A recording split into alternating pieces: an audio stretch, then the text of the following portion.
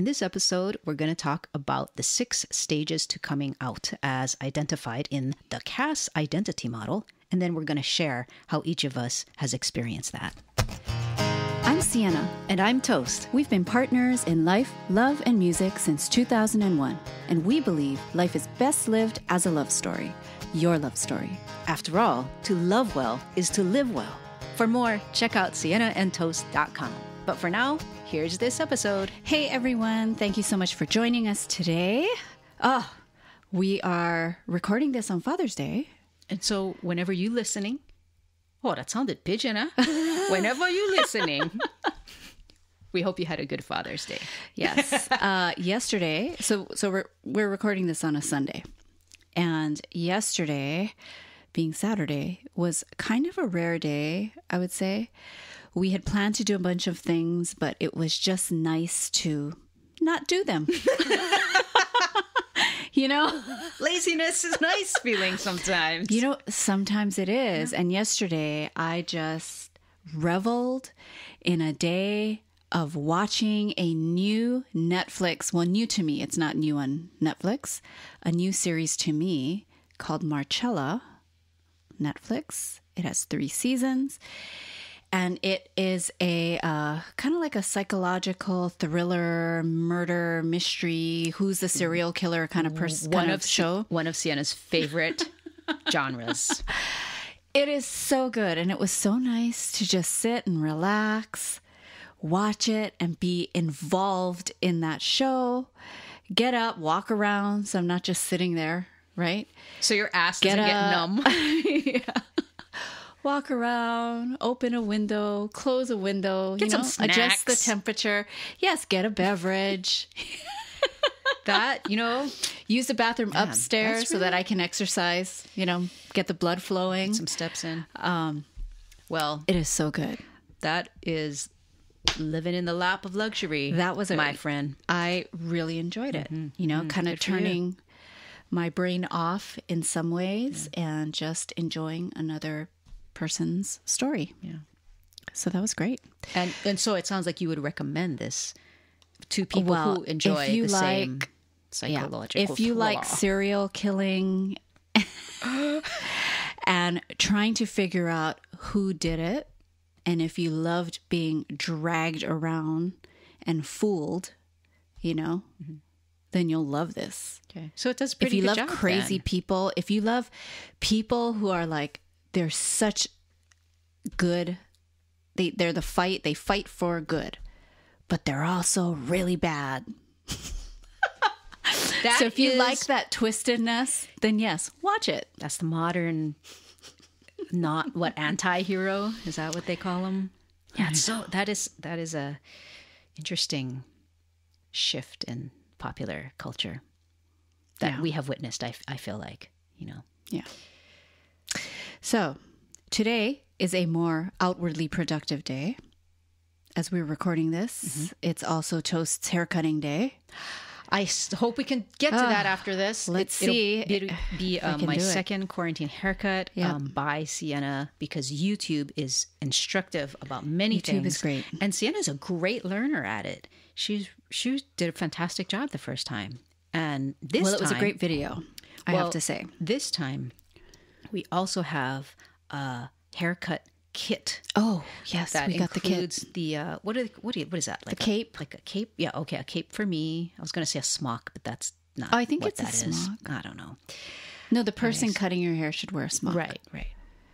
Cape? Anyway, so... Well, no, it's not a cape. I'm looking forward to it. Because you're not flying off in the air. There's got to be a name for it. Anyway. What is that? Her vocabulary needs help. We're quarantined. We're just too much in our own little bubble. Yeah. Yep. Okay. You know what I used to love to do? Like I keep trying to transition into the main topic, and keep putting up a block. If anyone has had a cat who has gone to the vet and they've put like those hard plastic cones on your cat's head, or a dog. Well, it's me. I know it with cats. Okay. So that's why I'm saying cats. Okay. And then the world came out with a fabric cone. Okay. Right? And normally it's blue with like little white trimming. Mm-hmm. It's so cute when they're wearing that, and then you have to fold it down so that whenever they eat, you fold it down. Yeah. You don't have it up around their head. You just kind of fold it down so that they can eat and the fabric cone doesn't go in their food, right? Right. But it looks like they're getting a haircut. Oh, I never thought of that. Yeah. Yeah. I thought it So cute. it reminds me of like medieval. Oh, an outfit? Yeah. Or a you know how like costume? William Shakespeare has that like thing around his neck. Yeah. Anyway. I don't know. All right, let's move on. So That music sounds like it could be from Marcella, oh, you know? does it? Yeah. It has. I noticed as you were watching it, I felt like it had a cool look to it. There's Color something tones? about the temperature and the aesthetic and just everything the way it was. Look, we're still It was not pretty talking dreary. about the main topic. It's like a dreary set, you know? Yeah, but not overly so. Not overly. Not mildewy. Not You could- not in that kind of humid, moist kind of dreary. No. It's dreary in a cool, sterile kind of way. Yeah. Okay. Because I think that makes you feel something, right? Yeah. I don't know what word it is. It's kind of but depressing. yeah, isolating, dehumanizing. Anyways, let's move on to No the kidding. 6 stages to coming out. Okay. So we wanted to just at least, do a follow up to the Pride episode. It's still Pride Month. And so we thought, let's tell our coming out stories, but let's first do a little research about coming out and see if we can present a quick kind of overview of what people have said about coming out. And we found this thing called the Cass identity model. And it's apparently one of the theories of identity development for people who are LGBTQ. And it's old. It was developed in 1979, but it was one of the first to treat queer people as just simply living in a climate of homophobia instead of being treated as though, oh, you're queer, you have a problem. So thank you, Vivienne Cass, for that. Yes. Obviously, the stigma of being queer has gone down a lot since 1979. But that's still, in the long view of history, that's still very recent. And we are still living in a society that has problems with LGBTQ people. And therefore, people who are LGBTQ, I can say from experience, and that, hey, I have a problem with me. So anyway, here we go. We're going to just go through the 6 stages that are listed here. And before we do, though, really quick, we just want to also put out there that we realize that real actual life is not linear. So it's not like, oh, you go through these 6 stages and then you're done. And then you come out the other end. And, and it's also not all one way. I don't think you just, keep going from 1 to 2 to 3 to 4. There's circular patterns. But I still found it actually validating and helpful to read these stages myself. Anytime I hear or read somebody articulate an experience that I can say, yes, thank you. Yes, that's right. I felt that. I know what you're talking about. Yeah. That's right. It's validating. Yes. So that's why we wanted to share this. Yes. And I will say from the start that if you've listened to a few of our other episodes on coming out, my coming out story is a little, I would say that it wasn't as maybe traumatic as some people's are. Oh, yeah. Yeah. Because my family, I actually have a lot of gay aunts and uncles. And then the school I went to, there were a lot of lesbians in the school. So there was a lot of built-in validation that I had that was extremely helpful. That's such a beautiful thing. But I could identify absolutely with some of these stages. So should we start with stage 1? Here we go. Yeah, we'll just go back and forth and just briefly describe the stages. Okay, stage 1, identity confusion. This is the stage where you begin to wonder whether you might be gay. You might experience some denial or confusion or even amazement. Like, oh my God, am I gay? All right. So stage 2 is identity comparison. And in this stage is when you accept the possibility that you may be gay. And you face feeling also, therefore, possible social isolation. Stage 3 is identity tolerance. So although confusion and distress decreases during this stage, you might feel increased isolation and alienation as your self-concept becomes increasingly different from society's expectations of you. And this is the time where you begin to make contact with members of the LGBTQ community. Okay, next stage, stage 4. They call this one identity acceptance. And in this one, they say you've resolved most of the questions concerning your sexual identity, and you just continue developing more contacts with the queer community. Stage 5 is identity pride. This is when you begin to feel pride in being part of the LGBTQ community and you immerse yourself in the LGBTQ culture. And sometimes you might actually feel angry with or reject the heterosexual community. And the final stage, stage 6, is labeled identity synthesis, is where you integrate your sexual identity with the rest of your self-image. And if you have felt anger toward the straight community or like intense pride about being in the queer community, those things kind of reduce in intensity, and you just feel, hey, you can be more of your whole self with anybody, whether they're straight or gay or whatever. And you just have more a feeling of congruence between your public self and your private self. So that is the overview. So to recap, stage 1, confusion. Stage 2, comparison. Stage 3, tolerance. Stage 4, acceptance. Stage 5, pride. And stage 6, synthesis. Okay. Those are good. So now that we like have those. Yeah, it's the first time I'd even heard of it.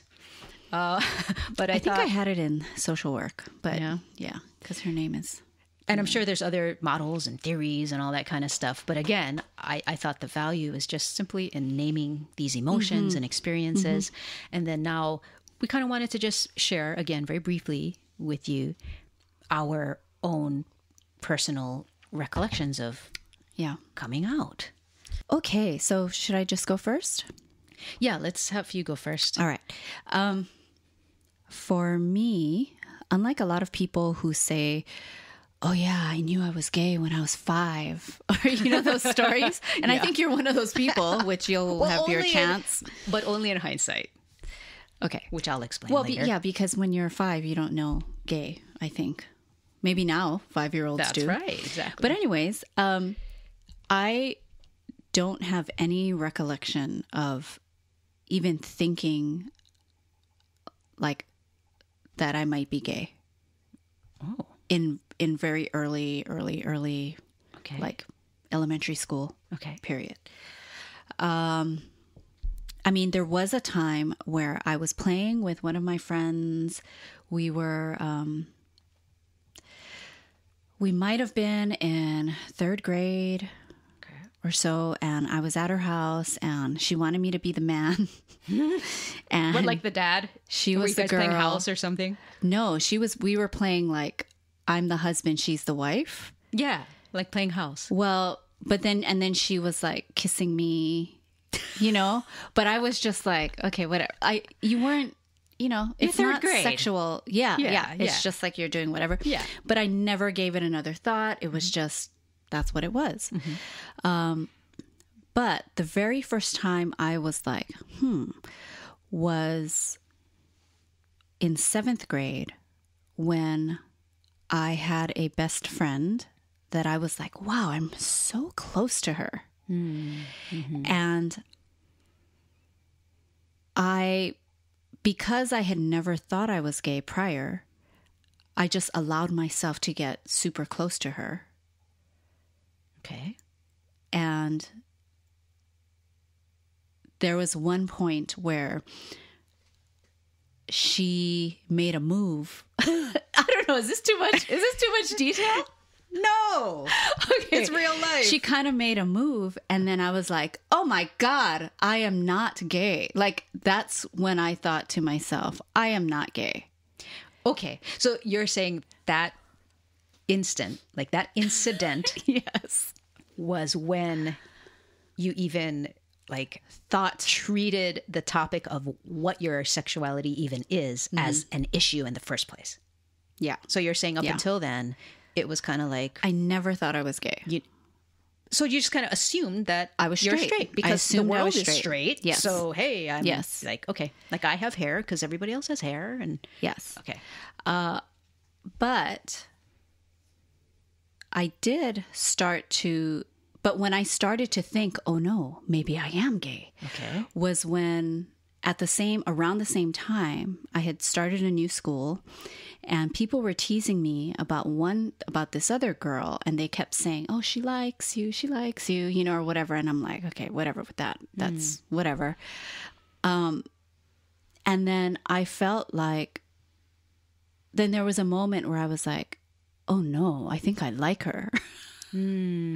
So even though the person that was my best friend who made the move and I'm like, oh my God, I am not gay. It just wasn't the right person to be gay with, I guess. Yeah. If you're not attracted to somebody, you're not attracted to somebody. Right? And then, but the other person that I was being teased about, I was like, oh no, I might be gay. Because I am. I think I am attracted to her. Yeah. And I started to, so that was 7th grade also. So, and I started to feel that feeling, you know.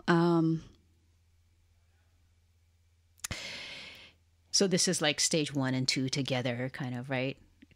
Stage 1, confusion. You begin to wonder whether you may be. In stage 2, comparison. You accept the possibility you may be, but face like this social isolation, like the worries start.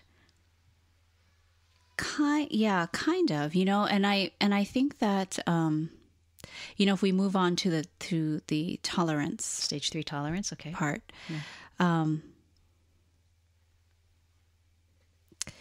I did feel different because of it, like they mentioned in stage 3, like with the tolerance, and because I was raised Catholic, I felt like, oh no, this is supposed to be wrong. And so I remember just telling God, you know, if this is so wrong, but it feels so natural and right, then you just make it go away. Like, yeah, you're like, hey, I'm willing to not feel this. Yeah. And I just, because to me it felt right. It felt very natural. It felt right. And so, I didn't hang out in like that confused, distressed stage too long. I think, again, partially because I did have family members that I knew as auntie and uncle. At the time also, I knew of certain other gay people in my class. So it didn't feel so isolating so much. Yeah, classmates. But as far as the expectations of me, you know, family expectations of me, I didn't think anyone thought that I would be.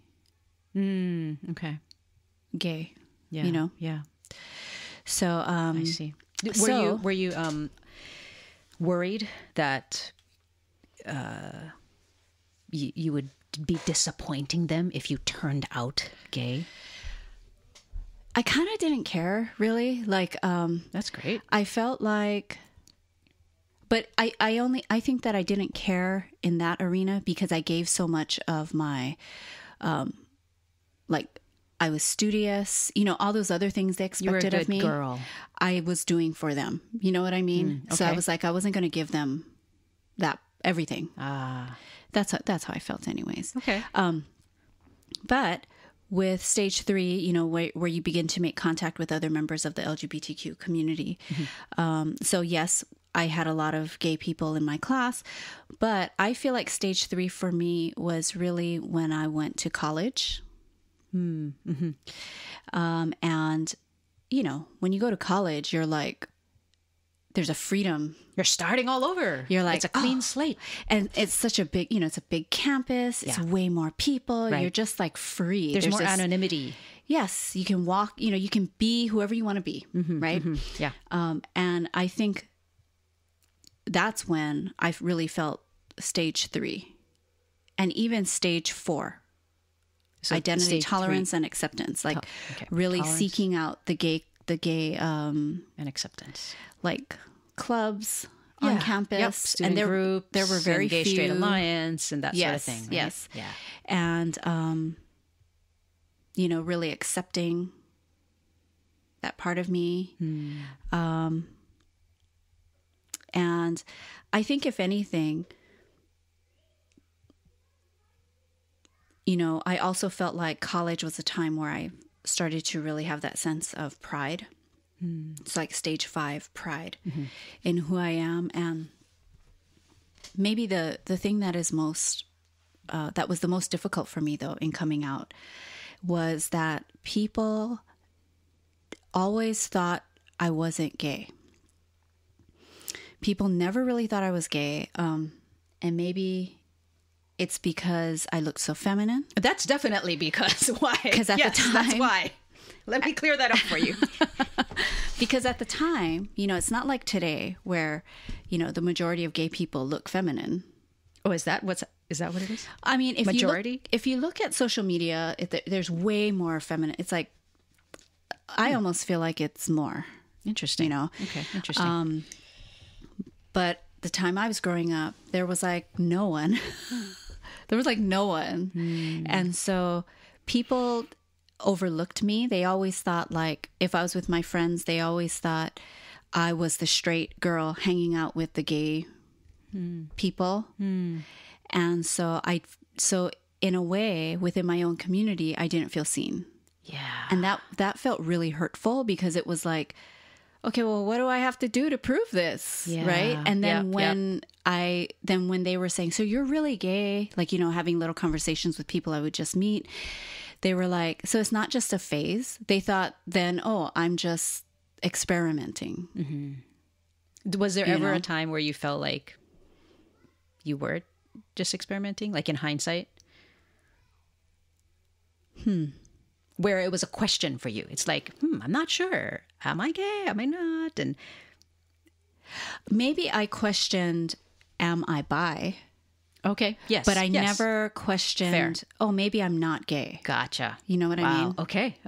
Yeah. But I know, and I know we've had this conversation before, like, oh, I think I'm bi, but I don't, because I cannot handle, like the guys, I just don't, like, I love looking at them from afar. Well, I love looking at them too. too. Look at this beautiful man. Exactly. Look at this beautiful physique. Exactly. I can appreciate a good looking guy. The whole sexual part of it, it just doesn't, like, I can't, like, I'm like, oh, get that away. Like, in my head when I think about that. Yeah, you're gay. Okay. But, a beautiful man, I can appreciate. Okay. Yeah. And then the last stage, identity synthesis. I think I'm still doing that. Like, I think it's so still true. ongoing for me because, it's different being gay, being born and raised in Hawaii, being gay, and sort of being in the culture there where when I was growing up there, it was a, kind of a don't ask, don't tell kind of a culture. Okay. Or like the kumuhula is... You like know he's gay. If they're mahu, but you don't say it. You're not gonna ever. Yeah, you don't make a point. It. You don't make a point of it. Yeah, and but you don't just show... name. You don't kind of like name and address the elephant in the room as an elephant. You just kind of like accept the elephant and like, hey, let's all just be okay with it, and we're fine. Yes. And it's a passive kind of getting along. So you're not totally in the closet. But you're not totally out either. Right. Even if people know you, even if all the people around you are gay and you're there, there's still certain things with PDA that you just, okay. And I think that's the culture, or it was anyways. Yeah. And then coming out to the mainland, you've already, to me, my experience, you've already developed those habits of kind of keeping yourself contained in a way that it's just different. You mean different now? I think it's very different now, and it's going to be really interesting to see how things have changed. Yeah. Oh, you mean different in Hawaii now? Different in Hawaii? Mm-hmm. Yeah. I see. Yeah, but I think that, it's the stuff we've talked about before about with people assuming we're sisters, people assuming, just assuming things. Yeah. And the discomfort is something that I always feel. And the awkwardness. Yeah. Awkward, discomfort. It's not like it just rolls off me where it's like, whatever. Yeah. Where I have this neutral sense. Right. There is this feeling like, oh gosh, I'm kind of uncomfortable. Yeah. Oh gosh. Like when we first moved here, I'm like, oh my gosh, are our neighbors going to hate us? You think about that because it's like, you're just different. Not only are we in an area where there are a lot of Caucasians, but they're also heterosexual people, which is like the world, I guess, right? I'm comparing it to Hawaii. I know what you mean. You said it's like the world, but I know what you mean. You don't mean that in the actual factual literal sense. Yes. But yes. So it's the world that was created by that culture. Yeah. And then I think that whole thing with, integrating your sexual identity with the rest of yourself. Yeah. It's like, I am looking forward to the day where those aren't my first thoughts. Because, and I'm using that example because we've moved so many times. Yes. You're talking about when moving into a new community. Yes. Right? It's like, oh, that's the first thing I think is, oh, we're lesbians. And then, oh, well, we're Asian. I think the solution to that is to stop moving. I'm serious because I don't think that issue's gonna go away anytime soon. I know, but I would love to not feel like that. Wouldn't that be nice? Like I'd rather have neighbors go, oh yeah, those new people next door, they don't eat meat. I just found that out. They don't eat meat. I'd be pretty neutral about that. Like, yeah, sorry, we don't. I'd have no issue. Like. Yeah, I don't.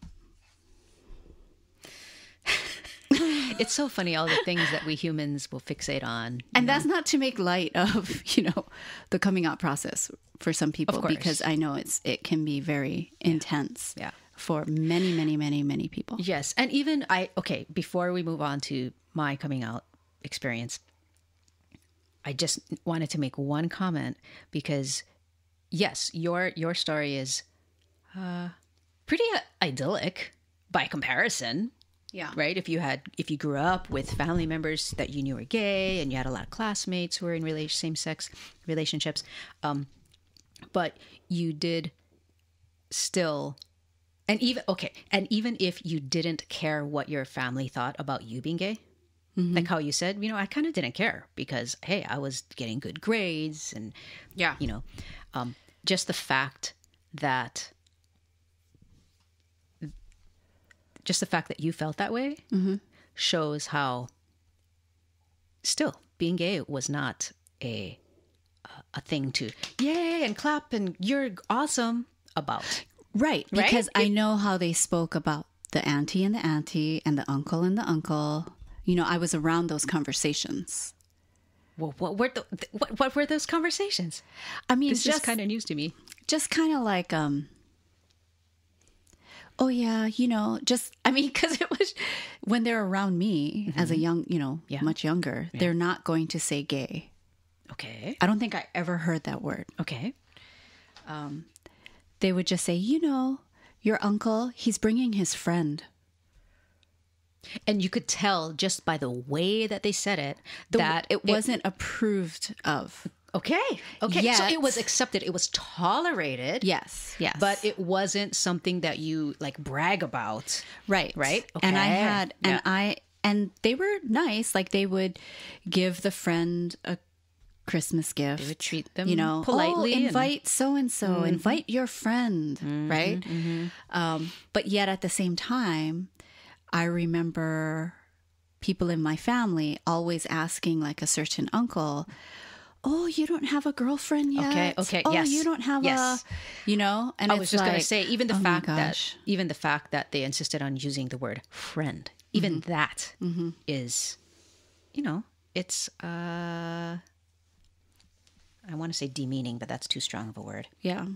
But just not, they know their name, you know what I mean? Right. Or just say boyfriend, right? Or girlfriend. Oh no, that was never. But see, that's what I mean. It's you don't. In that kind of culture, it's like, well, you don't get that status. You can't get that status. You stay in the friend zone. We're all just going to keep you in the friend zone. Okay, all right. Anyway, I just needed to name that. All right, elephant in the room. Okay, so I'll move on to my story. Okay, so. First of all, I also grew up without knowing that the word gay meant anything other than happy. I must have been at least in high school before I realized that. That is crazy to me. Well, I grew up going to Sunday school. My mom was a Sunday school teacher. I memorized Bible verses. I played music in the worship team. I went on the spring break Bible camp. I was in the champion team for our Bible competition. So that explains a lot, right? And I was happy there. I wasn't, rebelling. Yeah, gay. You were gay. I was getting happy. But so for me, I think I started even before stage 1. I had a stage 0, which was learning that there was even such a thing as non-heterosexual. It was kind of like when I first started having feelings of attraction to other girls.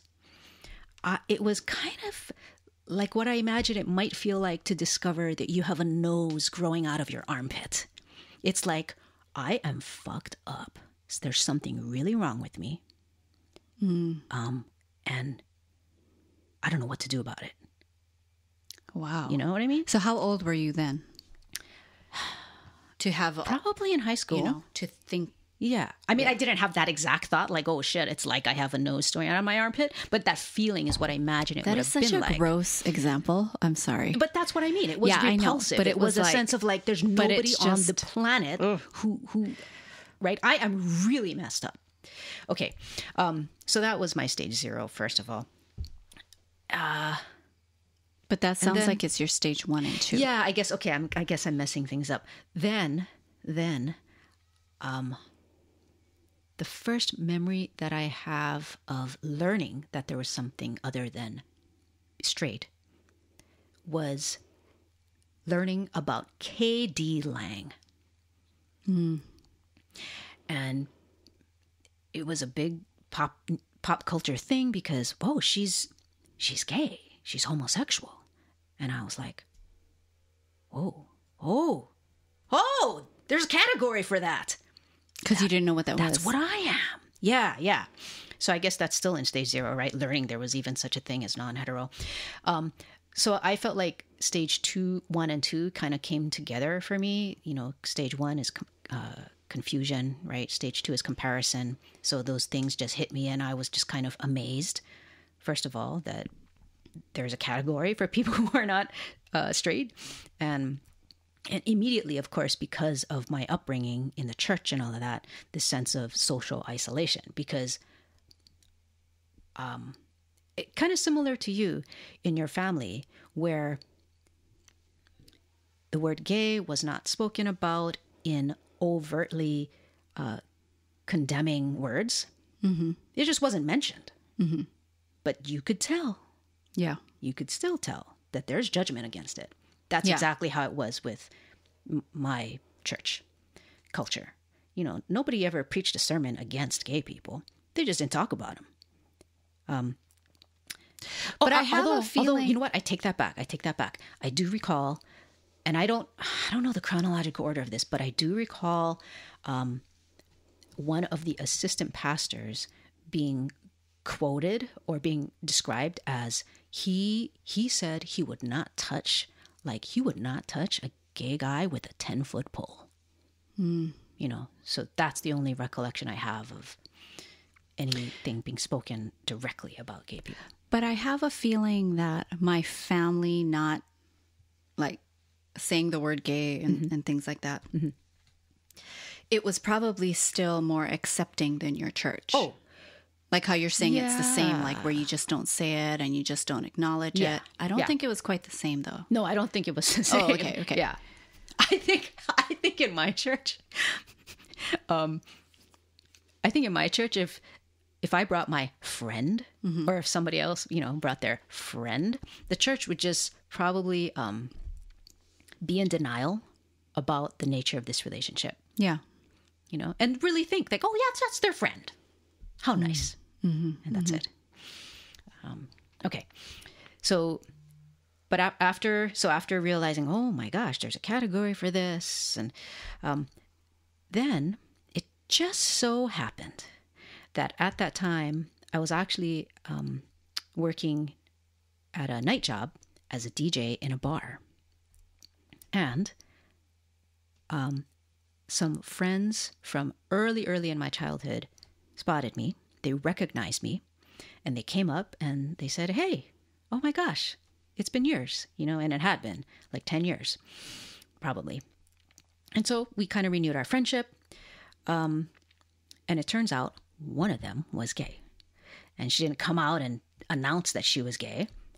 But I think she was living with her girlfriend at the time. And I remember one time we were driving in the car, and she asked me, she said, so are you gay? And that was the first time anybody had ever been so upfront with me about it. And I think my response to it was, I think I might be. And that was the most I could muster, even though I think internally I was like, yeah, 100%. You know? But the shock of being invited to be able to talk about it. Yeah. Was like, oh my God, that's too much. I just have to say, I think I am. But at the same time, it was such a relief. Yeah. Yes. Okay. So that was, I would say, I would put that in the category of stage 3 tolerance, right? Where you're kind of beginning to make contact with members of the community. And then I think I moved into the nerd that I am, I moved into this phase of intense research and reflection, just to resolve all the questions and the concerns and issues that I had. Yeah. Because, you know, of my upbringing, it's like, is it a sin? What does God say? And is the Bible really true? And what is the history on this? Like, how come I never heard about this before? Like, I had an education, I had a high school diploma, I was in college. Like, how come I don't know about this? Why don't we talk about this stuff in our society? And this is when I went through like my own self-taught education about how LGBTQ people could line up right in there along with the other civil rights fights, which I have to say, I also didn't learn much about in school that I remember, you know, about the fight for abolition and for women's rights and for laborer rights, workers' rights, children's rights, and why we have laws against putting children to work now. And I saw how the fight for LGBTQ rights was right in line with that. Yeah. And it was a wonderful revelation to me. Mm. And I guess it felt like discovering the earth isn't flat. Mm. It's like, wow, this is the world I live in. It's exciting. There's so much more than I thought. And I went through the same process with the whole Bible thing and Christianity thing and the history of the church and the history of teaching about homosexuality and how, it's not always been the way it is now. All of this condemnation and judgment against LGBTQ people, that's not how it always was. Mm-hmm. Their ancient cultures just perceived sexuality in a completely different way. And how the Bible has been used against the fight for abolition, against the fight for women's rights, against the fight, so it's like, and just where the Bible comes from and who decided what makes up the Bible anyway in the first place. All this kind of stuff, history of the church, blah, blah, blah. So that felt like that must have been so exciting for you. It was. I was at the library. Oh my gosh. I went to the library because you didn't have a lot of stuff on the internet at that time. You did have some stuff, and I was very grateful for what I found.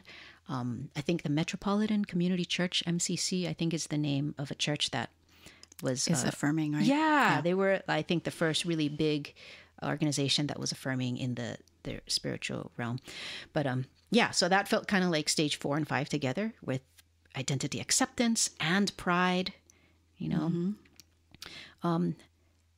I definitely experienced those feelings of indignation and anger about like, why wasn't I taught any of this? You guys, it's like, geez, you guys don't know what you're talking about. Come on, educate yourself. That kind of sense. But after settling down and kind of getting used to the idea that, okay, this is the world I live in, and not everybody knows these things. And I'm actually very grateful that I was able to learn these things and realize the depth and the richness of the evolution of society and rights and the idea of that. Calm down. And then I was able to enter more into stage 6, the final synthesis stage of where I noticed my main interests became things like growing vegetables and music instead of, always being centered on this LGBTQ related stuff. Yeah. And that's when I really learned about David Abram and eco-philosophy and psychology and eco-spirituality and all of that stuff.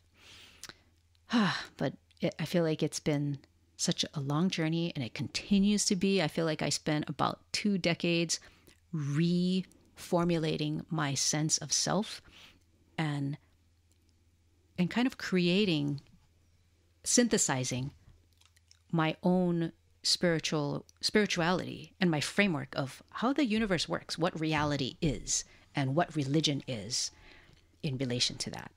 Because, having grown up with such a huge church influence, right, and being indoctrinated into, hey, this is the world that you're in. This is how it works. These are the rules.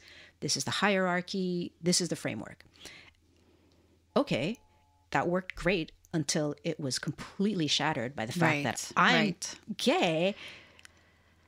And where does gay fit into this thing? And unlike you, where you kind of had like an easy transition of like, well, it feels right. God, if it's different, just change it. I felt my experience was way more intense and just.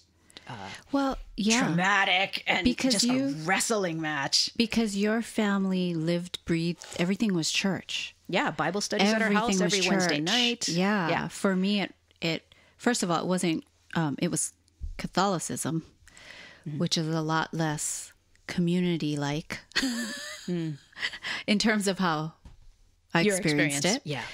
And even though my grandma went to church, like, you know, daily? Several times a week and sometimes daily, that wasn't, she didn't make us do it. She made us pray, but it was never, this is what you have to believe in. This is how you live, you know, and I've often wished for that kind of an upbringing.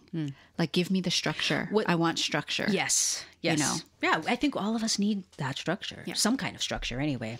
Did you feel like your Catholicism, though, was what was going to save you from eternal hell and damnation?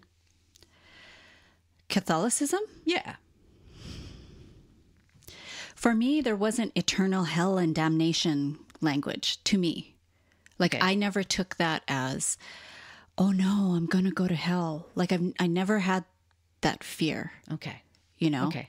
The way it was like, okay, religion or Catholicism more specifically, again, it wasn't like what we lived, breathed in every moment, you know, overtly living by those rules. But at a very early age, my grandma was there. She taught us how to pray, why we pray. So we had the belief in God. Okay. But it was never, this is how you have to believe. This is how you have to do it. Or else. But when I went to Catholic school, more of that came in. But I already had a foundation because I didn't go to the all-girls school until 7th grade. I already had my, you know, super, super early formative years, just knowing there was God, really believing in that, praying, and being able to pray however I wanted and having some fluidity around that. Okay. But then all the structure and strict stuff came in 7th grade and onward in high school. Okay. But by then I was like, I don't know, that doesn't feel right. I don't want to believe that. You know, by that point, right? It's not, you know. Okay. So, yeah, I was kind of, you know, I followed rules, but at the same time, I also kind of just was like, this is stupid. I'm going to do what I want. I'm running away. Bye. You know, just like kind of not thinking. This not working for me. Yeah. Yeah, because for me, I guess the evangelical church that I grew up in. Well, see, there we go. You know, right? It was, it was the whole. It's just the Christianity in that form was kind of presented as, hey, listen, you got to accept Jesus Christ as your Lord and personal Savior because He died for your sins, and if you don't accept Him, then your sins force God to send you to hell.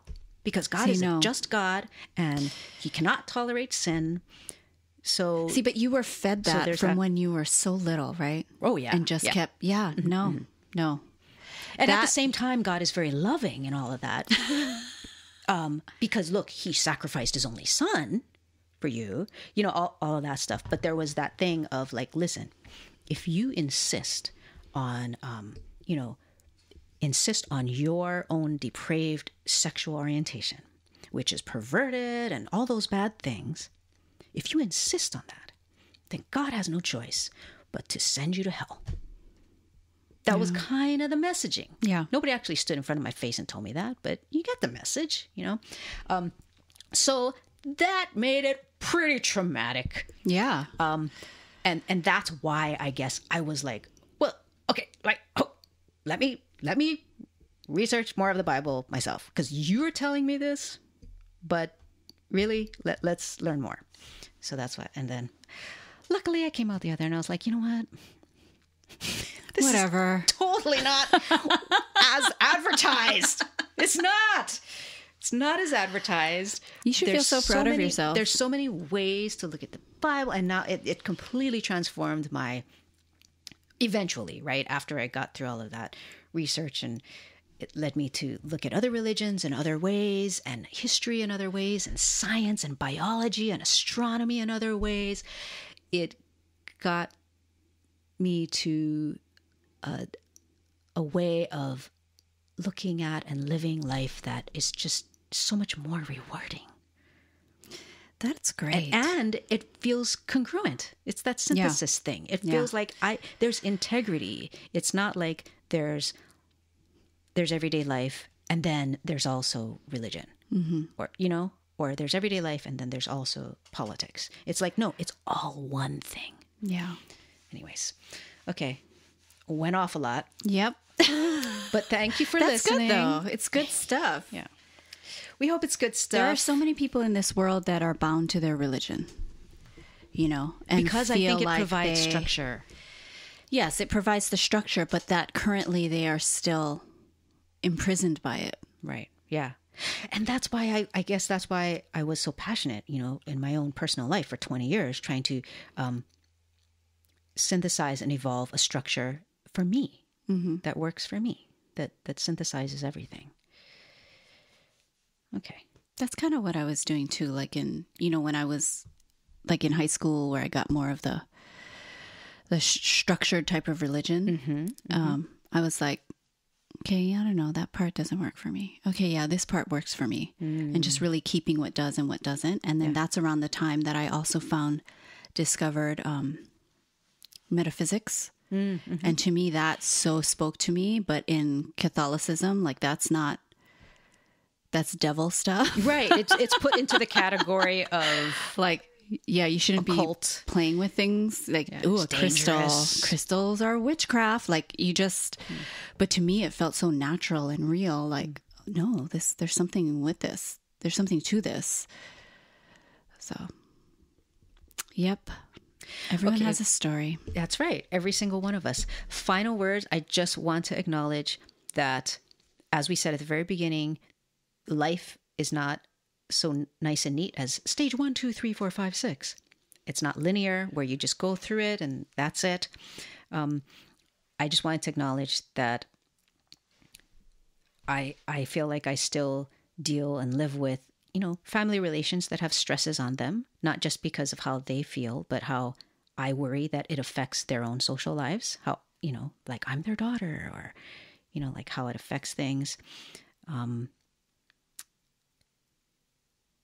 And so the coming out process is like a lifelong process. I think these issues, whether it's self-concept and all of that, like I'm prepared to keep dealing with them until I don't have to deal with anything. Till you're dead? If you know what I mean. Yeah. Yeah. Oh my goodness. Okay. So that's it. We hope you enjoyed this episode. Yeah, wow. This is like the longest one in a long time. Okay. So until next time, this is Siena. And this is Toast, as always, inviting you to come and live your love story.